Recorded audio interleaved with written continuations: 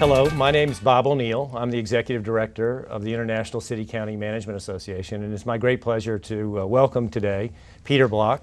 Thanks for being here today. Well, it's good to be here. Thanks for the invite. Peter's new book, Community, The Structure of Belonging, is an interesting sort of treatise for us, particularly those of us in local government. Peter, it's interesting, why this book and why now? I started about 14 years ago getting involved with city managers, and I kind of got attracted to the non-technical side of that business and the civic engagement side. And I always felt city managers, I used to think school superintendents had the worst job in the world until I met you guys. And then I discovered city managers are worse, which makes it interesting. And I also think the focus on community is that we have reached the limit of getting things better by better technology, a better kind of business sense. We've been through a whole period of making the public arena more like a business. And I think we've let citizens off the hook. So a lot of my work has been about a culture of accountability. Mm-hmm. And I think now even more so, we've turned citizens into consumers, we've turned into entitled people. And so I just felt maybe it was time to raise that question and say, is there some other way of thinking about citizens? So given what's going on, particularly in the world of the economy and all the things, why do you think community is so important? Because it explains a lot. Mm-hmm. That if you take all the things we normally talk about, an unsafe street, a lousy environment, education that's not working the way with healthcare, everything we know is that none of those are going to get better without social fabric existing in a neighborhood, a city, a community. The idea that more programs, more money, better leadership, more expertise is going to create a different future. It's not, and the only thing that's going to create that is a deeper sense of connectedness, social fabric, community, citizens thinking this place is mine to create. I mean, I assume that the technical aspects of what you're talking about, sort of the discussions you have in the book about problem solving, some of those are prerequisites, but not sufficient given what we have as the issues in front of us. I try to make a distinction between good management and good leadership. Right. So management creates order in the world. Nobody's going to argue against problem solving. But if you want a future distinct from the past, if you want tomorrow to be qualitatively different, problem solving can't get you there. Mm-hmm. Destination planning can't get you there. The world's too unpredictable. It's too unknowable. Right. And so you can't argue against problem solving, but you can postpone it, which is what I try to do. Part of I think the interesting part of your discussion in the book is the description of our increasing fragmentation in communities, and then how difficult it is to get a sense of the whole. Yeah, exactly. Could you talk a little bit about what you see and how you think some of the things that you're talking about would make a difference? The core of the book is that if you want to create an alternative future, you have to have a different conversation. And the conversation we're having now doesn't have the power or capacity to create a different future. You've got the business community. Each segment in the community thinks the others need to change. So the business has been banging on government for 20 years. Government's been banging on social services and business for 20 years. Social services think the business community is corrupt because they're gentrifying my rundown neighborhood.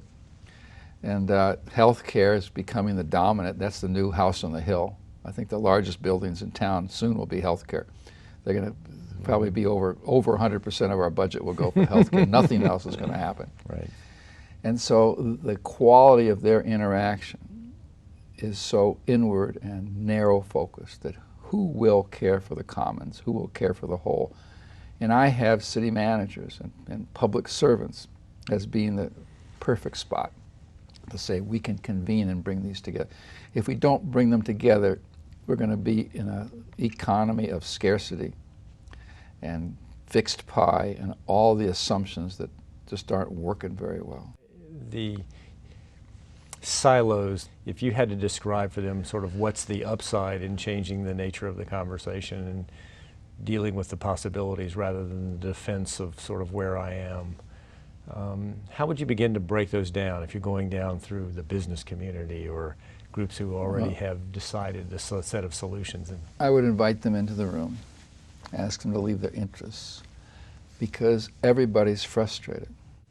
So you're taking whatever issue, whatever element of suffering we have, and saying, well, let's talk about it as a community. How do we raise a child? I've loaded so much on the schools. It's amazing they can even open their doors. Right. I mean, so suppose we decided that, and so I think everybody has an interest in a larger possibility.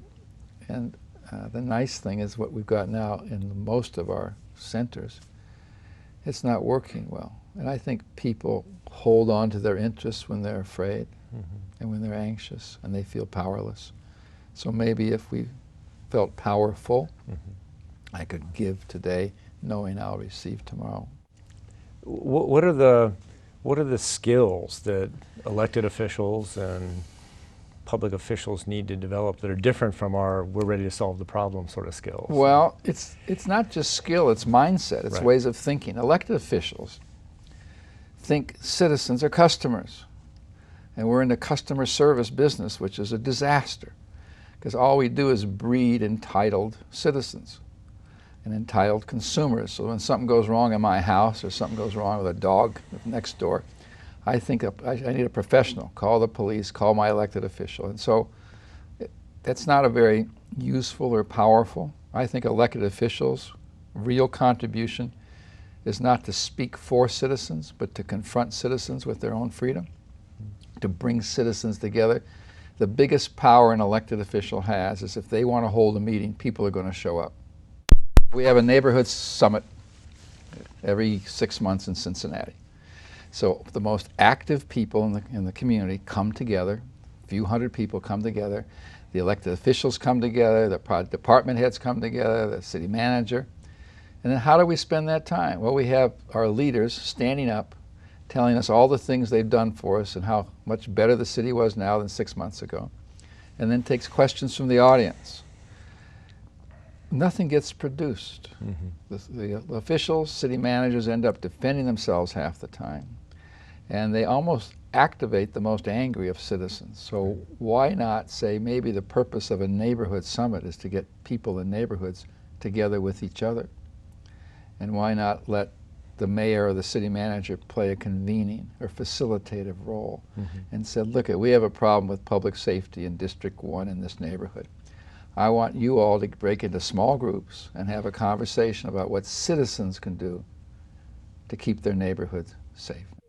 So how do you aggregate the conversation? So if you're in Cincinnati and you're trying to deal with the issues of community crime, it is about a place, it's about a neighborhood.